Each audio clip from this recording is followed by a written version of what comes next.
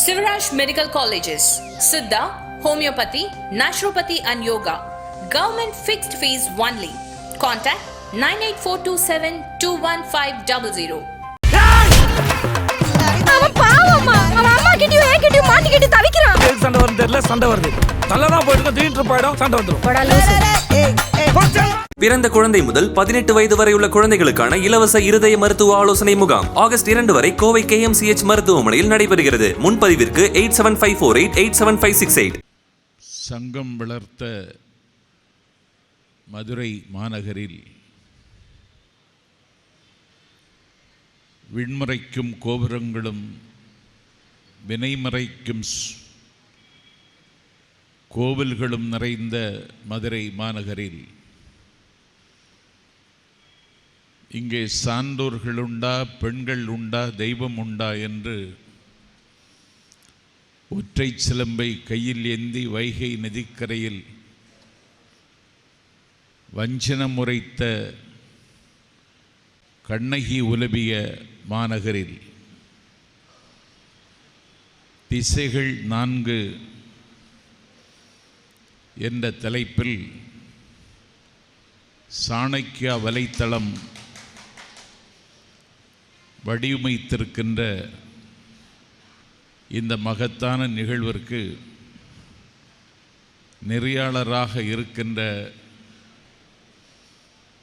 கேள்விகளின் சுயமரம் என்று நான் மதிக்கிற, கேள்வி கேட்டு பல பேரை காலி செய்த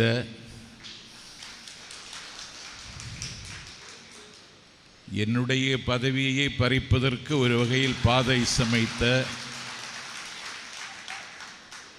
1000 இருந்தாலும் என் நெஞ்சத்தின் எல்லா அறைகளையும் ஆக்கிரமித்திருக்கிற என் ஆரியர் நண்பன் ரங்கராஜ் பாண்டே அவர்களே,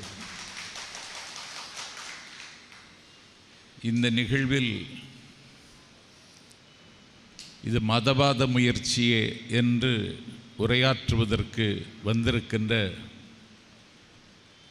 முன்னாள் நாடாளுமன்ற உறுப்பினரும் சட்டப்பேரவை உறுப்பினரும்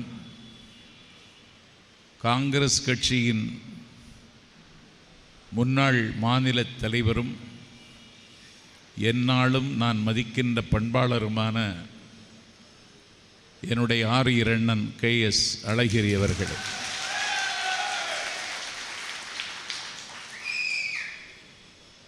ஆன்மீக எழுச்சியே என்று பேசுவதற்கு வருகை தந்திருக்கிற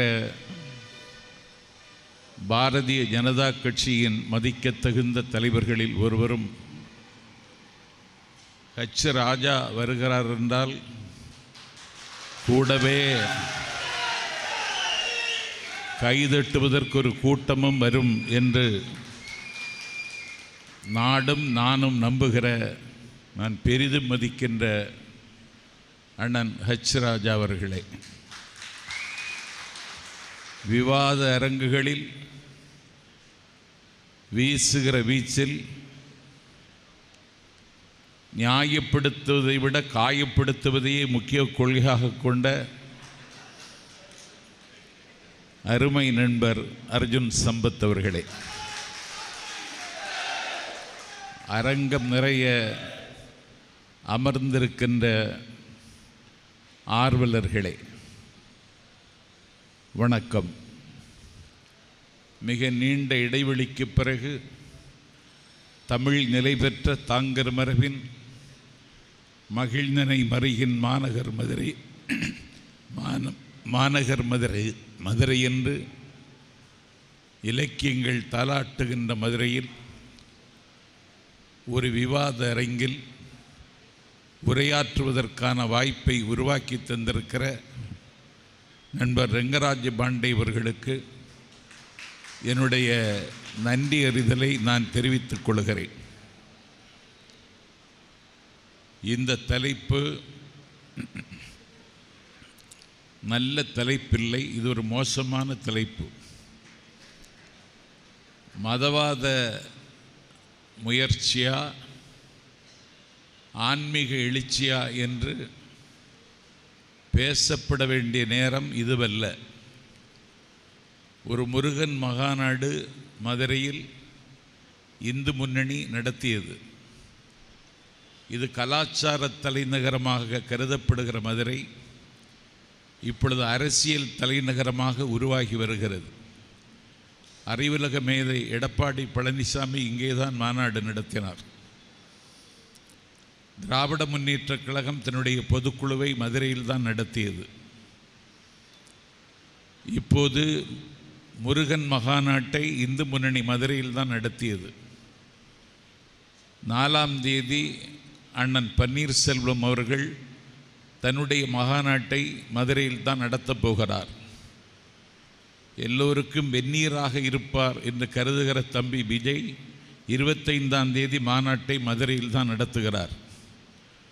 அந்த வரிசையில் பாண்டையும் தன்னை இணைத்து கொண்டதற்காக நான் பாண்டைக்கு நன்றி சொல்ல கடமைப்பட்டிருக்கிறேன். விவாதம் ஆரோக்கியமாக இருக்க வேண்டும் என்று நான் விரும்புகிறேன். ஆனால் நீங்கள் என்னை முதலில் பேசிவிடுவீர்கள் என்று நான் எதிர்பார்க்கவில்லை. நான் எறிகிற ஈட்டியை வாங்கி திருப்பி எறிகிறவனை தவிர நானாக எறிகிறவன் இல்லை என்பது உங்களுக்கு தெரியும்.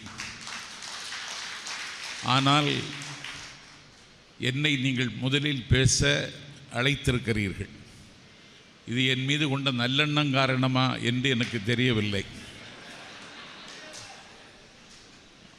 இப்போது மதுரையில் ஒரு முருகன் மகாநாடு நடந்தது. அந்த மாநாட்டை அரசியல் கலக்காமல் அந்த மாநாட்டை நடத்தியவர்கள் நடத்தியிருக்க வேண்டும். ஆனால் அரசியல் தான் அந்த மகாநாட்டில் பேசினார்கள். முருகன் மகாநாடை தமிழ்நாடு அரசின் அறநிலையத்துறையின் சார்பில் ஆவினன்குடி என்கிற பழனியம்பதியில் தமிழ்நாடு அரசு நடத்தியது. 2 நாட்கள் அந்த மகாநாடு நடந்தது. அந்த மாநாட்டில் கடுகளவு அரசியல் சாயம் கூட நிகழவில்லை. அந்த மாநாட்டில் முருகனை பற்றி அறிந்தவர்கள், முருகனை பற்றி புகழ் பாடி வாழ்கிறவர்கள் தான் அந்த மாநாட்டில் கலந்து கொண்டார்கள். அந்த மாநாட்டில் 1003 ஆய்வுக் கட்டுரைகள் வெளியிடப்பட்டன. அந்த மாநாட்டில் ஒரு காட்சி அரங்கு நிர்மாணிக்கப்பட்டது. அந்த மாநாட்டுக்கு 5 லட்சம் பேர் திரண்டார்கள். அந்த மாநாட்டுக்கு 26 நாட்டிலிருந்து முருக பக்தர்கள் வந்து சிறப்பித்தார்கள். ஆனால் மதுரையில் இந்து முன்னணி நடத்திய மகாநாட்டில் பேசியவர்கள் அரசியல் பேசினார்கள். முருகன் என்பது தமிழ் கடவுள். ஆகவே முருகன் ஒரு சமயத்திற்கு உரியவன் மட்டுமல்ல. முருகன் சங்கத்தமிழில் சங்க காலத்தில் தலைமை புலவனாக இருந்தவன் முருகன். சங்கத்தமிழ் தலைவனே தாலையிலோ என்று குமரகுருபரர் முருகனை கொண்டாடுகிறார். அந்த மாநாட்டில் பேசியவர்கள் யாராவது முருகனை பற்றி பேசினார்களா என்றால் இல்லை. அந்த மாநாட்டில் ஒரு பெண்மணி பேசினார். அவருடைய பேர் கனிமொழி. அவர் அந்த மாநாட்டில் பிரிட்டிஷ் ஏகாதிபத்தியத்தினுடைய ஆயுத கிடங்கை உடல் முழுவதும் எண்ணெய் பூசி அந்த ஆயுத கிடங்கை சூறையாடிய உலகத்தினுடைய முதல் போராளி என்று கருதப்படுகிற குயிலியை பற்றி பேசினார். ராணி வேலு நாச்சியாரை பற்றி அந்த மாநாட்டில் பேசுகிறார். ராணி வேலு நாச்சியாருடைய கணவன் முத்துவடுகநாதன் காளையார் கோயில் கானப்பெயர் என்று சொல்லக்கூடிய ஞானசம்பந்தன் பாடிய திருத்தலத்தில் கோவிலுக்குள்ளே கொலை செய்யப்பட்டார். மாமன்னன் முத்துவடுகநாதன் கொலை செய்யப்பட்டான். தனக்கு மாலை சூட்டிய மணாளன் கொலை செய்யப்பட்டான் என்ற ஈரச் செய்தி கேட்டதற்கு பிறகு அந்த சிவன் கோவிலில் பிணமாக விழுந்து கிடக்கக்கூடிய முத்துவடுகநாதனுடைய உடம்பில் வழிந்த இரத்தத்தை தன்னுடைய நெற்றியில் பூசிவிட்டு திண்டுக்கல் அருகே விருப்பாச்சி வரைக்கும் கால்நடையாகவே நடந்து சென்றார் வேலு நாச்சியார். வேலு நாச்சியாருக்கு அன்றைக்கு அடைக்கலம் கொடுத்தவன் ஹைதர் அலி. அந்த சம்பவத்தை அந்த அம்மையார் சுட்டவில்லை. சிவகங்கை மீட்டெடுப்பதற்கு 4000 வீரர்களை ஹைதர் அலி அன்றைக்கு வேலு நாச்சியாருக்கு கொடுத்து உதவிய சம்பவத்தை அவர் சுட்டவில்லை. ஆனால் முருகன் மகாநாட்டில் வேலு நாச்சியாரை கொண்டு பேச வேண்டிய அவசியம் என்ன வந்தது? அந்த மாநாட்டில் பேசிய அறிவார்ந்த தளத்தில் இயங்குவார் என்று நான் பெரிதும் எதிர்பார்த்த அருமை நண்பர் அண்ணாமலை அவர்கள் உலகத்தில் கிறிஸ்தவர்கள் அதிகம் பேர் இருக்கிறார்கள், இஸ்லாமியர்கள் 200 கோடி பேர் இருக்கிறார்கள், கிறிஸ்தவர்கள் 400 கோடி பேர் இருக்கிறார்கள், இந்துக்கள் 120 கோடி பேர் இருக்கிறார்கள். இந்துக்களுக்கு 2 நாடு தான் இருக்கிறது. ஆனால் அவர்கள் எண்ணிக்கை அதிகமாகிறது. நாம் அந்த எண்ணிக்கையை அதிகமாக்க வேண்டும் என்று பேசி யூதர்கள் 4 நாட்டின் மீது படையெடுக்கிறார்கள் என்று அரசியல் செய்தியை பதிவு செய்தது மட்டுமல்ல, இந்த ஆட்சிக்கு விடப்படுகிற எச்சரிக்கை இந்த மாநாடு என்று நண்பர் அண்ணாமலை பேசினார். என் பெருமைக்குரியவர்களே, பவன் கல்யாண் அவர் அரசியல் பேசவில்லை என்று சொல்வீர்களா நீங்கள்? இல்லை.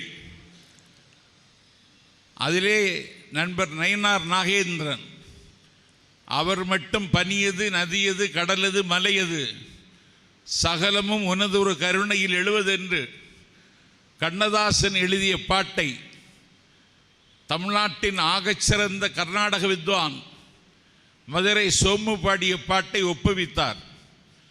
நான் நினைத்தேன், நயினார் நாகேந்திரன் தமிழக பிஜேபிக்கு தலைவர் ஆன பிறகு சுடர்விடவில்லையே என்று நான் கவலைப்பட்டேன். அவர் பாடியதை கேட்டதற்கு பிறகு நயினார் நாகேந்திரன் பாடியாவது பிழைத்துக் கொள்வார் என்று நான் ஆறுதல் அடைந்தேன். ஆகவே மாநாட்டை நீங்கள் எதற்கு போட்டீர்கள்? முருகனுடைய புகழ் பாடினீர்களா? முருக கடவுள் குறிஞ்சி நிலக்கடவுள், முருகன் அல்லது அழகு என்று தமிழ் தென்றல் திருவிக்கா ஒரு புத்தகம் எழுதியிருக்கிறார். மனிதன் முதலில் பிறந்த இடம் குறிஞ்சி நிலம், மலையும் மலை சார்ந்த இடமும். மலை அழகாக இருக்கிறது, பச்சைமா மலை போல் மேனி என்று பாடினார் ஆழ்வார். ஓங்கி உயர்ந்த பச்சை மலை, அதன் உச்சியில் இருந்து உருகி வெளிகின்ற வெள்ளி அருவி, அதிலே துள்ளி ஓடுகிற புள்ளி மான்கள், புள்ளி கலாபம் எரித்து ஆடுகிற மயில்கள், மரம் விட்டு மரம் தாவுகின்ற குரங்குகள், பறந்து பறந்து செல்லுகிற பட்டாம்பூச்சிகள், குக்கு குக்கு என்று கூவுகிற குயில்கள், மலையும் அதனுடைய அழகும் பிரமிப்பையும் மகிழ்ச்சியையும் மனநிறைவையும் தருகின்றன. இந்த மலையே இவ்வளவு அழகாக இருக்குமானால் இதை படைத்த இறைவன் எவ்வளவு அழகாக இருப்பான் என்று ஒரு அழகான உருவத்தை அன்றைக்கு வரைந்து தமிழர்கள் வழிபட்டார்கள்.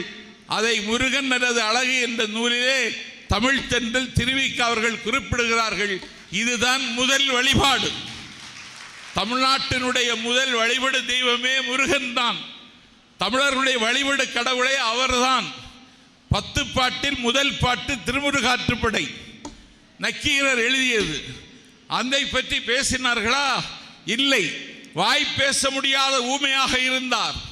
குமர குருவரர் திருச்செந்தூருக்கு வந்தார், செந்திலாண்டவனை தரிசித்தார். எனக்கு வாய் பேசக்கூடிய வல்லமையை கொடு என்று கேட்டார். வாய் பேசக்கூடிய வல்லமை அவருக்கு கிடைத்தது. அதற்காக கந்தர் கலிவெண்பா பாடினார். இருக்கிற முருகனிலேயே புள்ளிருக்கும் வேலூர் வைத்தீஸ்வரன் கோவில் இருக்கிற முருகன் தான் அழகான முருகன்.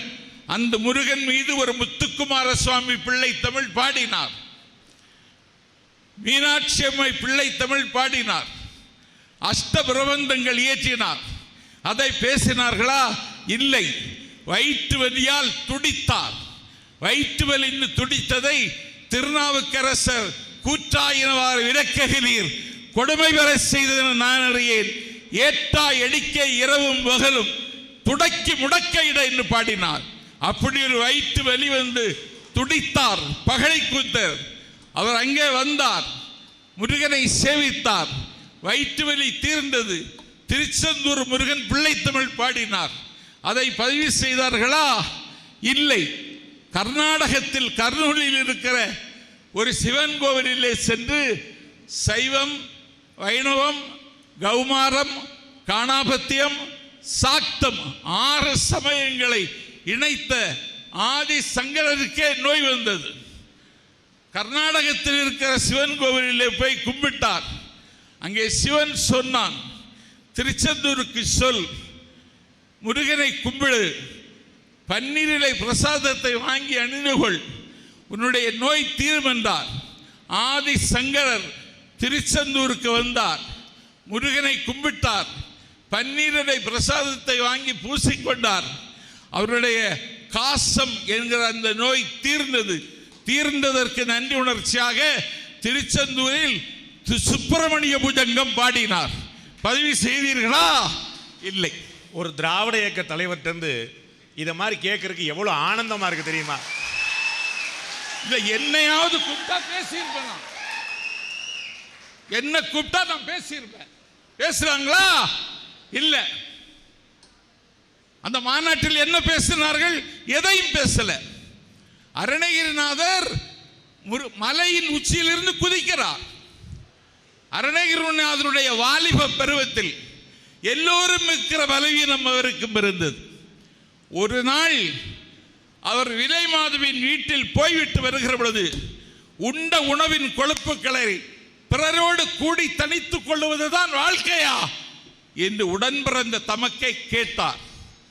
தமக்கையே இப்படி கேட்டுவிட்டாரே என்று மனசு உடைந்து இனி உயிரோடு இருக்கக்கூடாது என்று கருதி மலையின் உச்சியில் இருந்து குதித்தார். முருகன் அவரை காப்பாற்றினார். முருகன் அப்பொழுது RSS கட்டுப்பாட்டில் இல்லை. முருகன் சுதந்திரமாக தெரிந்தான். நீங்க எல் முருகனை சொல்றீங்களா? எல் முருகனை சொல்றீங்களா? முருகன் அருணகிரிநாதரை காப்பாற்றினார். காப்பாற்றியவுடனே என்னை பற்றி பாடு என்று முருகன் சொன்னான்.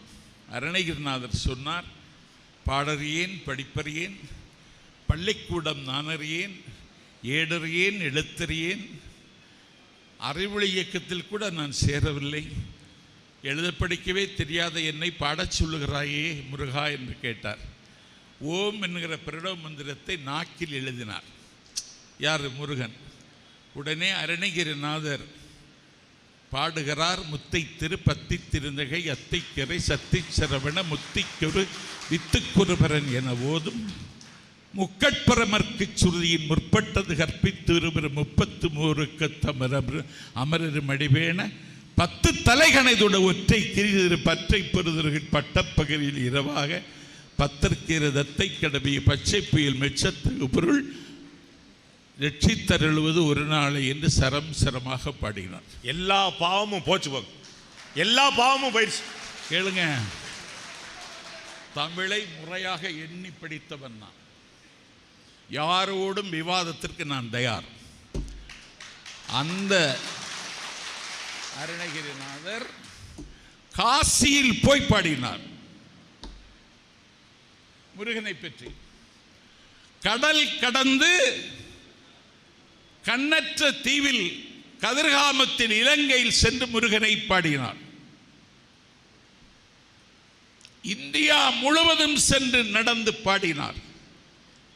என் பெருமைக்குரியவர்களே, இந்த மாநாடு நடத்தினார்களே, மதுரைக்கே ஒரு திருப்புகழ் இருக்கிறது. அது கூட அவர்களுக்கு தெரியாது. மதுரைக்கே ஒரு திருப்புகழ் இருக்கிறது. பாடலாமா? காத்துக்கிட்டே இருக்கோம். எங்களுக்கு தான் புண்ணியம். பரவு நெடுங்கதிர் உலகில் விரும்பிய பவனி வரும்படி அதனாலே பகர வளங்களும் நிகர விளங்கிய இருளை விடிந்தது நிலவாலே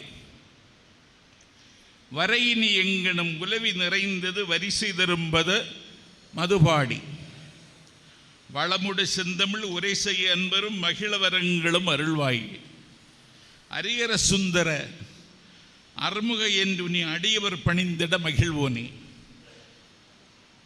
அசல நெடுங்கொடி அமையுமை தன் சுத குரமகள் சிங்கித மணவாளா கருதரு திண்டிய சரவண குங்கும களபம் அணிந்திடும் மணிமார்பா கனக மிகும்பதி மதுரை வளம்பதி அதனில் வளர்ந்தருள் பெருமாளை என்று மதுரையை பற்றியே திருப்புகழ் இருக்கிறது. பாவிகள் முருகன் மாநாட்டுக்கு அண்ணனை ஏங்க கூப்பிடல நீ? முருகன் மாநாட்டுக்கு அண்ணனை ஏன் கூப்பிடல நீ? இல்ல இல்ல இல்ல, இந்த பாவிகள் அந்த பாட்டையாவது சொன்னாங்களா? சொல்லலையே. சேதுபதி சீமையில தான் பிறந்தார் பாம்பன் சுவாமிகள். முருகனுடைய கருணை அவருக்கு கிடைத்தது. அவர் சென்னைக்கு சென்றார். பாரிமுனையில் விபத்தில் சிக்கிக் கொண்டார். கால் முறிந்தது. ராஜீவ்காந்தி மருத்துவமனையில் இன்றைக்கு சொல்லுகிறோம் எம்எம்சி, அதிலே அனுமதிக்கப்பட்டார். கால் முறிந்தது பாம்பன் சுவாமிகளுக்கு. கவலையோடு முருகனை நினைந்து உருகினார். பட்ட பகலில் 2 மைல் அவர் சிகிச்சை பெறுகிற இடத்திற்கே மயில் வந்தது. கண்மூடி கண் திறப்பதற்குள் கால்வெளி மாயமாயிற்று. அவருக்கு சிகிச்சை அளித்த டாக்டர், பெரிய டாக்டர், எப்படி இந்த மாயம் நடந்தது என்று கேட்டார். சேயோன் முருகனால் நடந்தது என்று பாம்பன் சுவாமிகள் சொன்னார். அதையாவது சொன்னீங்களா? அதையும் சொல்லலையா? அதையும் சொல்லல. இந்த நாட்டில் முருகனை பற்றி பேசியே வாழ்ந்தவர், வரலாறு படைத்தவர்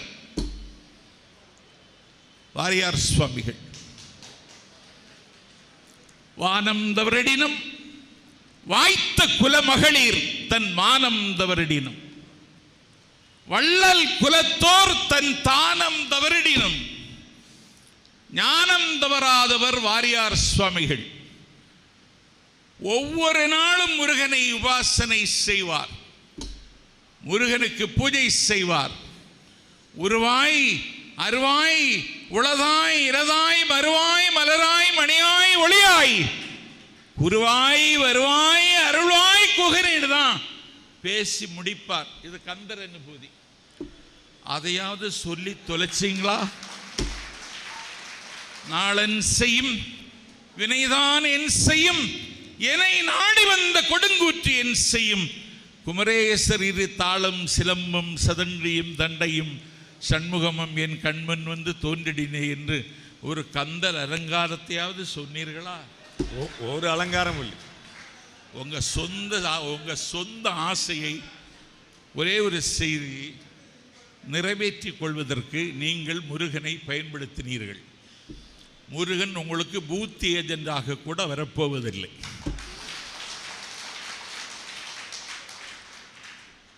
நீங்க இதையேத்தான் உத்தரப்பிரதேசத்தில் செய்தீங்க. அங்க ராமர், இங்க முருகன். ராமர், இங்க முருகரை இப்ப கையில் எடுத்திருக்காங்க. நீங்க எந்த இடத்துல பாபர் மசூதை உடைத்து நொறுக்கி ராமர் கோவில் கட்டினீர்களோ அந்த பைசாபாத் தொகுதியிலேயே நீங்கள் தோற்கடிக்கப்பட்டீர்கள். எந்த ராமரை அயோத்தியில பிடிச்சி யூபியில் ஆட்சியை பிடிச்சாங்களோ அதே மாதிரி முருகனை இங்க பிடிச்சி கேளுங்க. அதெல்லாம் இவங்க காரைக்குடி ஆட்சியை கூட பிடிக்க முடியாது.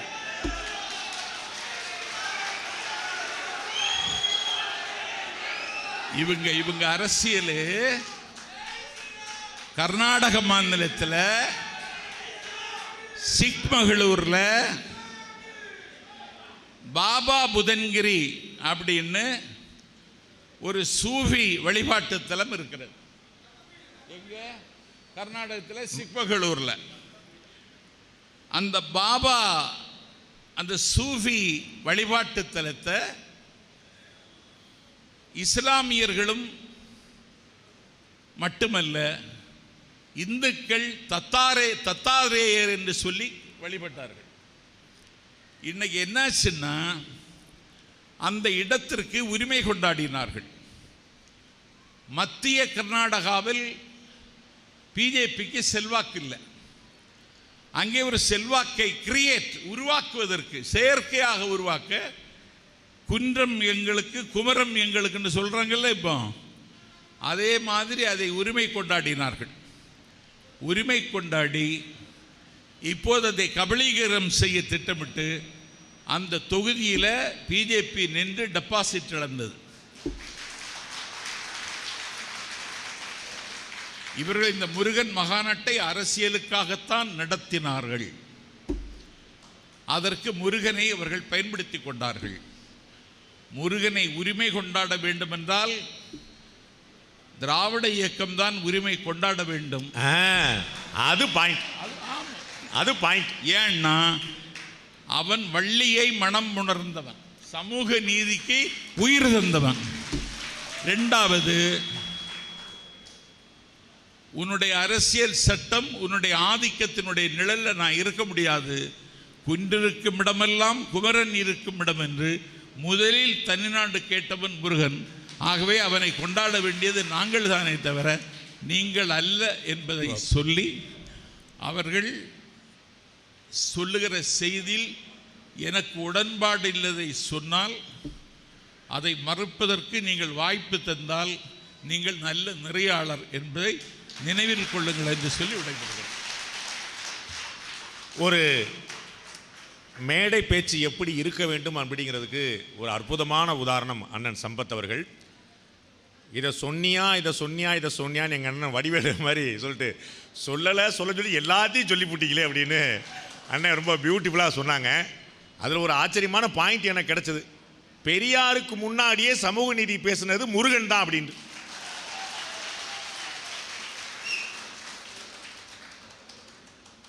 சம்பத் அவர்கள் உங்களுக்கெல்லாம் தெரிஞ்சிருக்கும், ஒரு முதுபெரும் தலைவர், அண்ணா அவர்கள் வியந்து பாராட்டி மதித்த தலைவர். அதனால தான் அந்த மாதிரி பேச்சாளர் ஆகணும்னு தான் அண்ணனுக்கே சம்பத்துன்னு பேர் வச்சாங்க.